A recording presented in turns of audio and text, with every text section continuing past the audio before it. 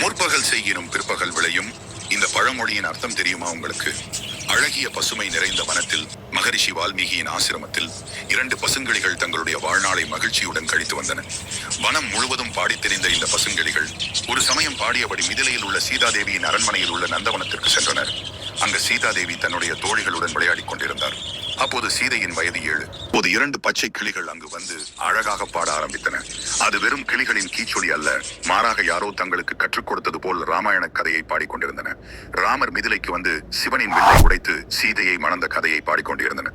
கிளிகளின் பாடல்கள் மிகவும் தெளிவாகவும் இனிமையாகவும் இருந்தன. இதை மெய் மறந்து கேட்ட சீதை கிளிகளிடம் சென்று, இந்த கதைகளை நீங்கள் எங்கே கற்றுக்கொண்டீர்கள் என்று கேட்டார். அதேபோல் இந்த ராமனும் சீதையும் யார் என்றும் கேட்டார். உடனே கிளிகள், இந்த கதைகளை நாங்கள் தங்கியிருந்த வால்மீக ஆசிரமத்தில் கற்றுக்கொண்டோம் என்றும், சீதா தங்களுக்கு முன்னால் கேள்விகள் கேட்டுக்கொண்டிருக்கும் நீங்கள் தான் சிறுமியை என்றும் கூறியது. அழகான இளவரசர் ராமர் ஒரு நாள் அவளை மணக்க வருவார் என்றும் விளக்கியது. கிளிகள் கூறிய கதையை கேட்டு மெய் மறந்த சீதை கிளிகளை, இங்கே தங்கி நீங்கள் தினமும் இந்த கதையை எனக்கு கூறும்படி கூறினாள். ஆனால் அதற்கு பெண் கிளி சீதாவிடம் தான் கர்ப்பமாக இருப்பதாகவும், தனது சொந்த காட்டுக்கு திரும்பிச் செல்ல விரும்புவதாகவும், குழந்தைகளை பெற்றெடுத்த பிறகு திரும்பி வருவதாகவும் கூறியது.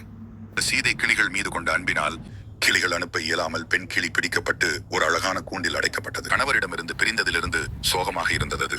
அது சாப்பிட மறுத்து அழுது சீதையை சபித்தது. கர்ப்ப காலத்தில் என் அன்புக்குரிய கணவரிடமிருந்து என்னை பிரிந்ததால் நீயும் அதே கதியை அனுபவிக்க வேண்டியிருக்கும் என்று சீதையை சபித்து பெண்கிளி ராமநாமம் சொல்லி பரிதாபமாக இறந்தது. இதை கண்ட ஆண்கிளியும் மிகவும் சோகமாகவும் துயரமாகவும் கங்கையில் விழுந்து தன்னை தானே மூழ்கடித்துக் கொண்டது. அதன் கடைசி வார்த்தைகள், என் அழகான கர்ப்பிணி மனைவியை என்னிடமிருந்து பிரித்து நீ கொன்றாய். நான் அயோத்தியில் மறுஜன்மம் எடுப்பேன். கர்ப்ப காலத்தில் உன்னை உன் கணவரிடமிருந்து பிரிக்கச் செய்வேன் என்று சொல்லி அதுவும் இறந்தது. பின்னர் ராமர் சீதையை மணந்தார். ராவணன் அவளை கடத்திச் சென்றார். ராமர் ராவணனை வென்று அயோத்திக்கு அழைத்து வந்தார்.